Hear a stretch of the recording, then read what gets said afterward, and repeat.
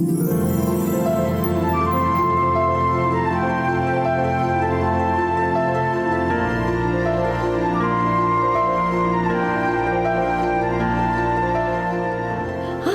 is Marilyn, the two-tip lady who loves to give 2 tips to help make your life more simple.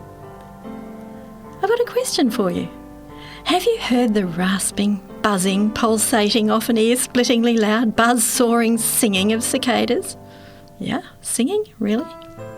Well, I live in cicada country. 207 recorded species live in Australia, and there are more than 3,000 species in the world. I reckon we've got a lot of them at our place. I'm sure that wherever you are, you'll have heard their deafening cacophony on a hot summer day. I heard someone say to me recently, "Marilyn, kindle your independent spirit." So while musing on this, I trotted off on my daily walk, and while I meandered through the dusty, dry, hot bush, I was surrounded by the almost deafening shriek of multitudes of cicadas. I had to stop, fascinated, as the incredible sound seemed to envelop me in waves, ebbing and flowing, just like the waves of the sea. And I wondered if the humble cicada has an independent spirit. I've concluded that I don't think so. I don't think there's an ounce of an independent spirit in a cicada, because the bush can be still and silent. And then it seems that suddenly one cicada conductor raises his baton and says, "Come on boys, let's go." And they simply do what they're told to do. Perhaps the conductor of the cicada orchestra is the only independent spirit there. Or perhaps he is responding to a built-in signal too. Do you simply do what you're told to do? Or do you do what everyone else does without thinking, just because they do it? Have you capitulated in some areas? And are you doing just what everyone else is doing because it's just the done thing? Who hasn't at times gotten tired of hearing a toddler asking why?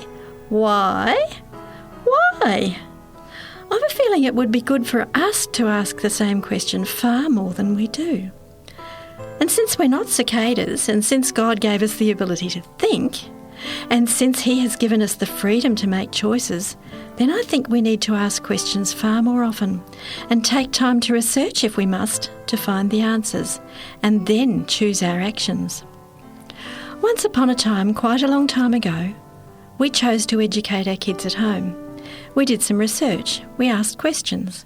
We made our decision not to follow the conductor, and we're glad we did. We chose to research what we eat and put into our bodies. We made our decision not to follow the well-worn paths everyone else followed, and we're glad we did. We chose our reading materials. We still have to choose our watching habits, and we're glad we can choose. We don't have to follow the leader. We don't even have to listen to all the so-called news. We can choose what we're going to focus on. So my tip number 1 today is to ask yourself, why am I choosing to do this? And then tip number 2 is to ask, what will I choose to do? We're not cicadas born with instincts that control our lives. We're human beings made in the image of God, and He gave us freedom to choose our actions and thoughts. Isn't that wonderful? Let's choose the best. Fill our minds by meditating on things true, noble, reputable, authentic, compelling and gracious. The best, not the worst. The beautiful, not the ugly. Things to praise, not things to curse. So let's ask ourselves, why do I choose to do this? And what will I choose to do? We're not cicadas responding instinctively. We're humans who think and choose. Do this, and your life will become more simple, guaranteed. That's it from the Two-Tip Lady today.